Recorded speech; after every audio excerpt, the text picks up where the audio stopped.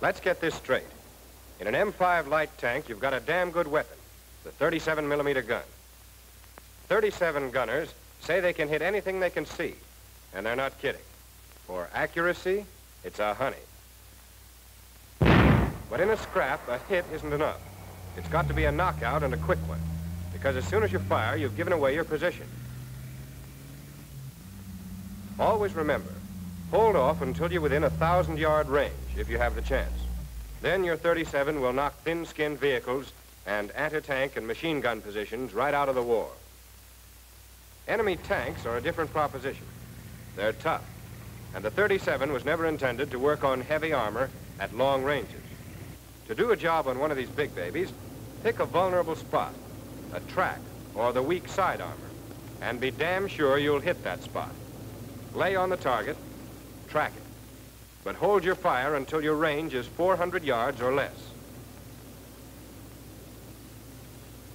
500. 450. 400. Fire. Sit tight. Stick to your 37 until it's got an even chance. It's a sweet little weapon, and don't forget it. Now let's move back to a nice quiet range and see how that crew learned to get results.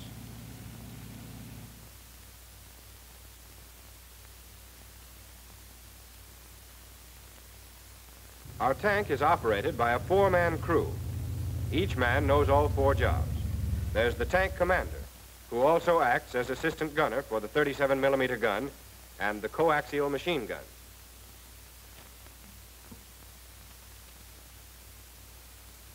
A gunner who aims and fires these guns.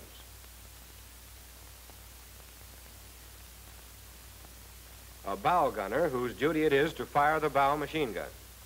He is also the assistant driver and is called BOG, short for bow gunner. The 4th man is the driver.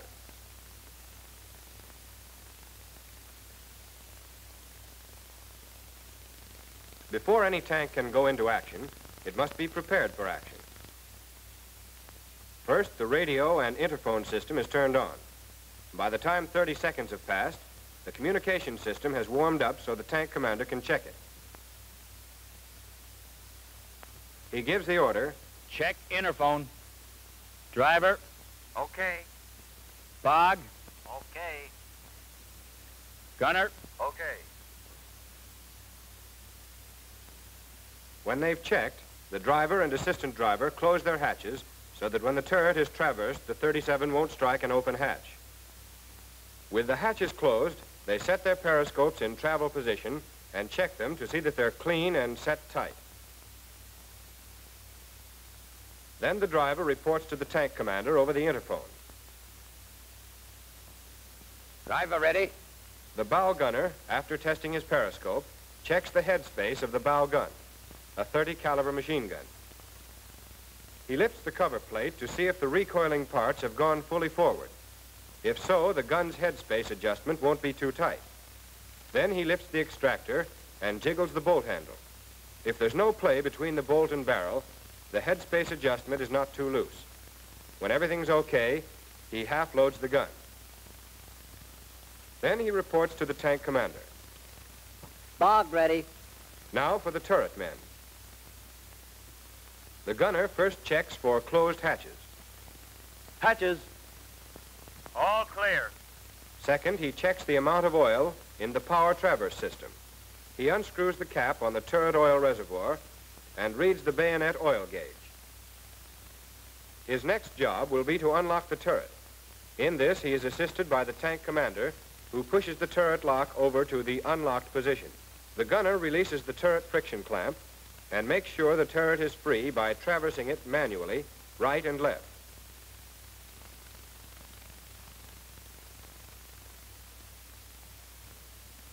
Jiggling the manual control crank, he throws the turret clutch lever, disengaging the manual gears. He spins the crank to be sure it's disengaged. The pistol grip must be vertical, putting the power traverse in neutral, or the turret will swing when he turns on the turret motor toggle switch. To see that the power traverse is working properly, the gunner traverses the turret. The tank commander also has a control handle by which he can power traverse the turret. He tests it now. When the gunner flipped the motor switch, he watched the stabilizer oil reservoir. Since it's 2/3 full, he has enough oil. Any drop of the oil level when the motor was turned on would have indicated air in the stabilizer system. Next, the gunner frees the 37 from the traveling lock so he can shift to gyro control. He makes sure his gyro control unit is vertical. Then he takes the hand elevating gears out of mesh by pulling out the locking pin and pushing the elevating mechanism fully forward. The gun is now free. Next, the gunner must push the locking pin in again, or the gyro won't go.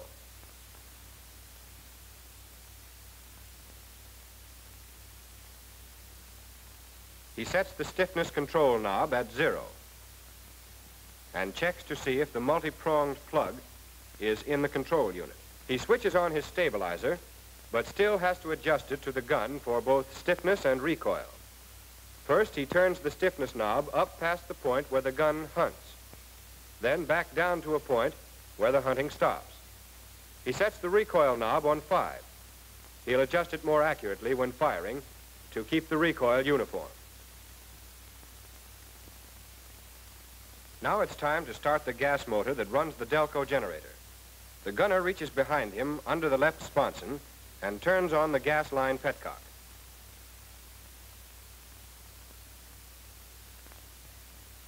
Then the driver can push in the white starter button on the apparatus box to turn on the motor.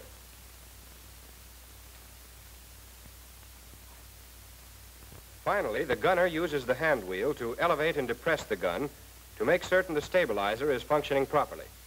Then he turns off his gyro stabilizer and re-engages his manual control.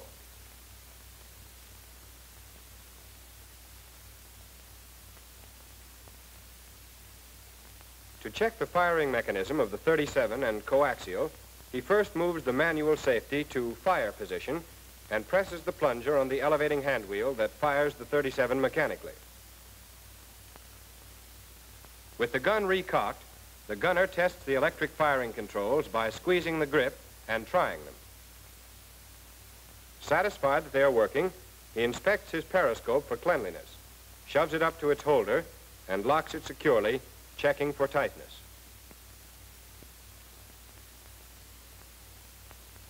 The gunner reports to the tank commander. Gunner ready. Since the tank commander is also the assistant gunner, he inspects the guns. He depresses the rear of the coaxial so he can check headspace.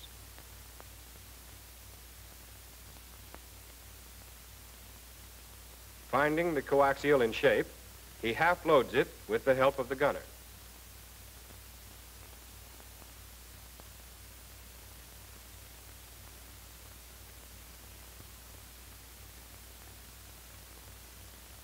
Now it's ready for action. Then he pulls the T-handle of the 37, opening the breech. It's his job to see that the bore is free of obstructions and dirt.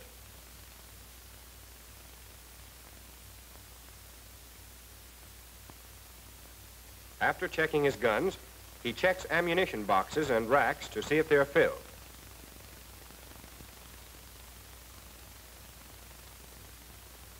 Finally, the tank commander pushes his periscope up into the holder and locks it. There's one other thing to do before we're ready to fire. The sights must be correctly adjusted, or the gun won't shoot where it's aimed. Adjustment is made by lining up the sights and the gun on one point. Crosshairs on the muzzle make it possible to line up the gun. Black thread is carried for this purpose, but string or even fine wire will do.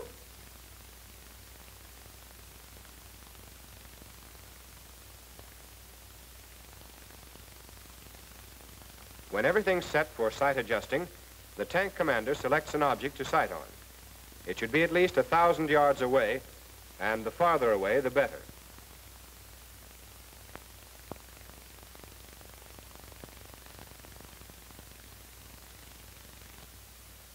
At night, A star is a good aiming point for adjustment of the sights.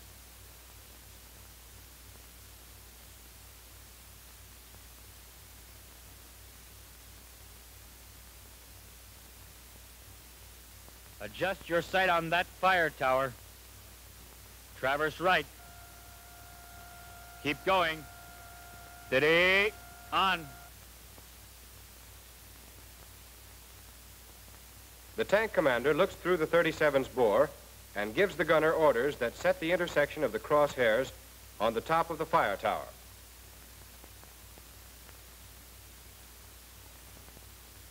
His next move is to close the breech and remove the retainer, firing spring, and percussion mechanism so he can get the gun lined up more exactly.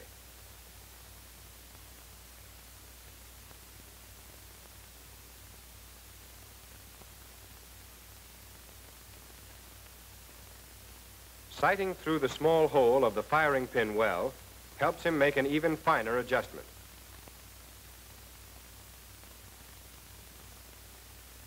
The gunner's periscope has a telescopic sight with a reticle on it set in the right side of the vision slit.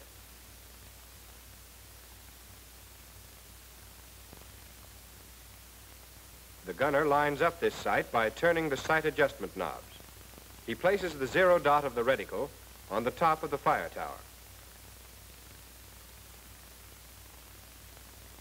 Thus, by lining up the crosshairs and the 0 dot on the same point, the gunner and the tank commander have made certain that the periscopic sight is adjusted to the gun.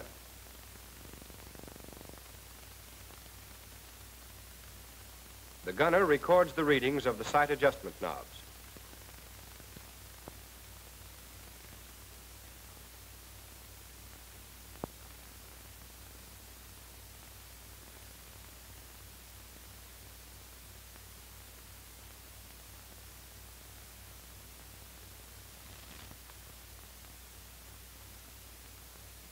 He must make similar adjustments for the extra periscopic sight and heads.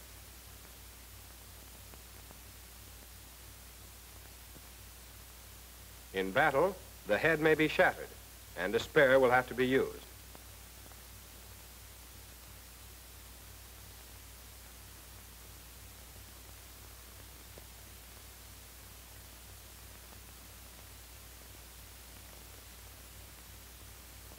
An additional sight is mounted with the gun. It's a direct vision telescope used for sighting in the same way as the periscopic sight. By turning the sight adjustment knobs, the gunner adjusts his telescopic sight. It has a standard armored command reticle, has 3-power magnification, and is sight adjusted like the periscopic sight. Accurate sight adjustment is the key to accurate firing. When the adjustment is finished, the tank commander replaces the percussion mechanism and the firing spring and retainer.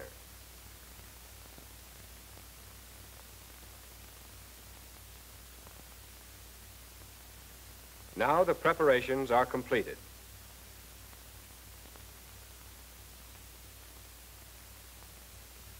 Driver, move to firing position.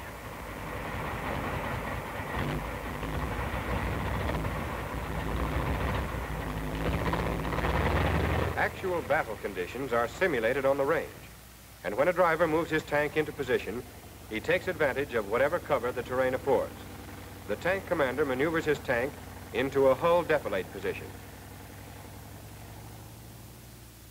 Even in battle, when the enemy fire is not too heavy, the tank commander looks over the top of the turret. From there, he can give his gunner rough direction orders for aiming the gun.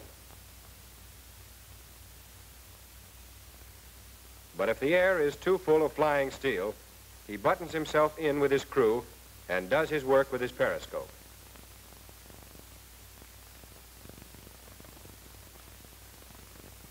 Gunner, anti-tank, HE.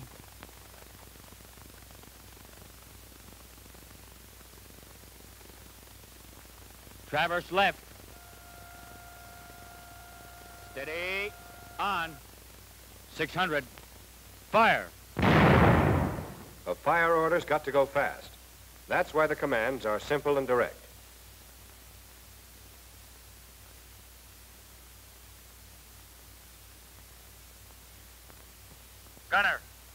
the man the commander's talking to. Anti-tank. The anti-tank gun target. HE. High explosive ammunition is called HE. Against armor, he'd order shot, meaning AP. Traverse left. Steady.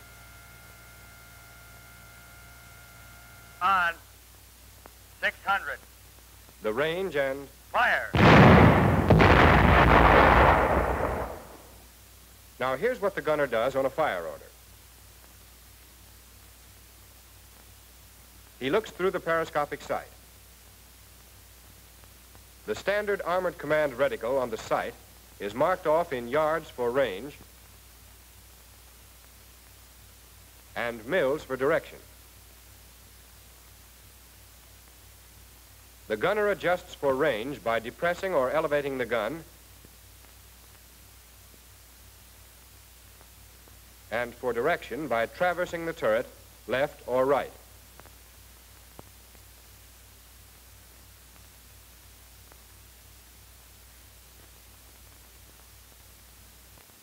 Fire at any stationary target, first estimate the range. Suppose the estimated range is 600 yards. Lay the vertical center of the sight on the target. Then move the gun until the 600-yard dot on your reticle is on the center of the target.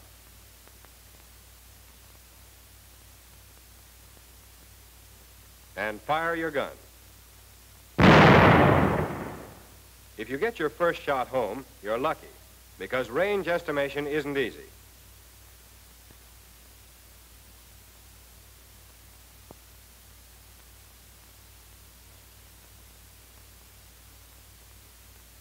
When you fire your first shot, watch for the base of the burst.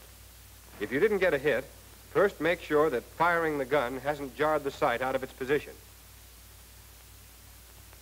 Then move the gun so that the place where the base of the burst appeared on the reticle is directly on the target.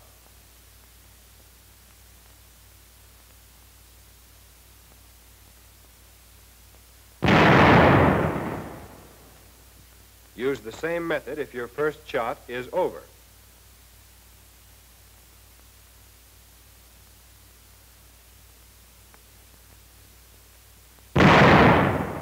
First, if the sight's been jarred off the target, line it up again. Then lay the place where you saw the base of the burst on the reticle directly on the target.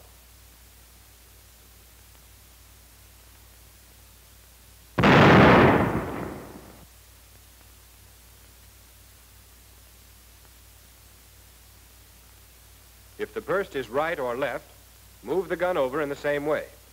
Be sure the sight is lined up as it was before firing. Then place the base of the burst on the target.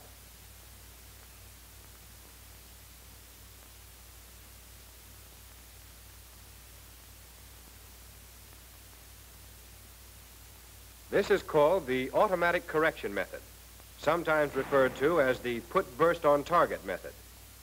There's another way of getting on the target, if there's a chance you won't see the base of the burst. AP ammunition has a tracer element. The path of the tracer is easy to see. The tracer path leads to the spot where the shell hits. Note that spot on the reticle and put it on the target.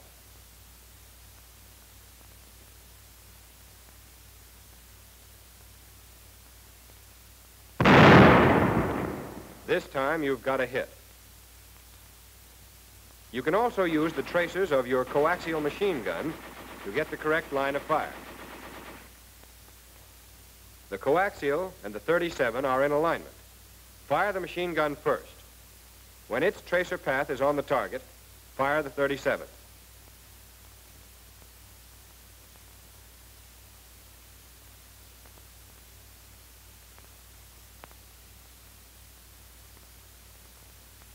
So you have three ways of checking your aim. There's the automatic correction method, or put burst on target. There's the use of the 37mm AP tracer. And there's the use of the coaxial tracer. They're all good for the 37's whole effective range, up to 1,000 yards.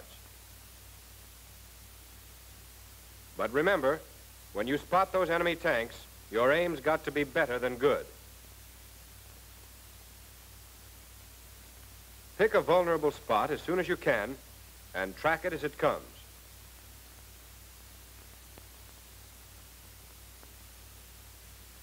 When it's within a 400-yard range, so you're dead sure of your aim, Fire! to hit a moving target like that requires aiming ahead of it. That is, establishing a lead. A lead table shows about how many mils lead to take on a moving target. This particular table is based on AP ammunition. Before establishing the lead, two things must be considered: the speed of the target and its direction. That is, whether it's moving across the field of vision or at an angle to it.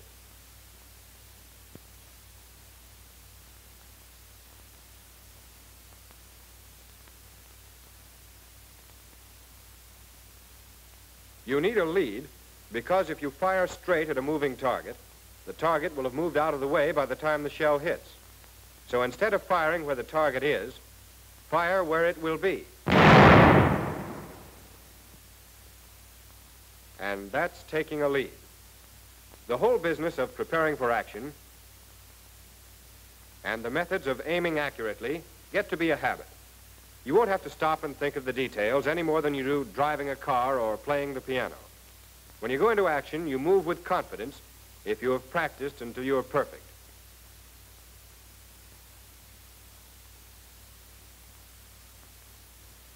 All that remains now is going out of action. Cease firing. Unload machine guns. Open hatches. They unload the machine guns.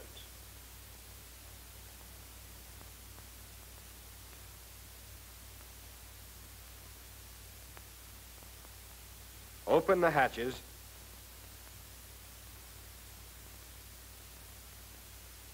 and refill ammunition racks and boxes.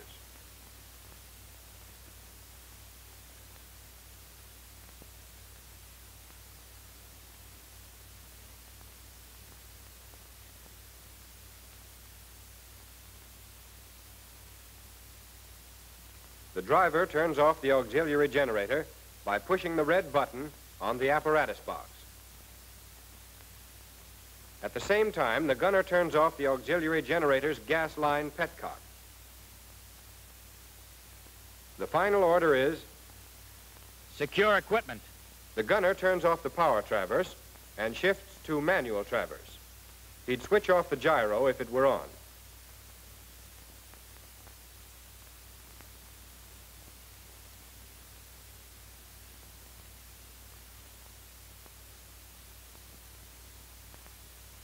This done, he locks the gun to the traveling lock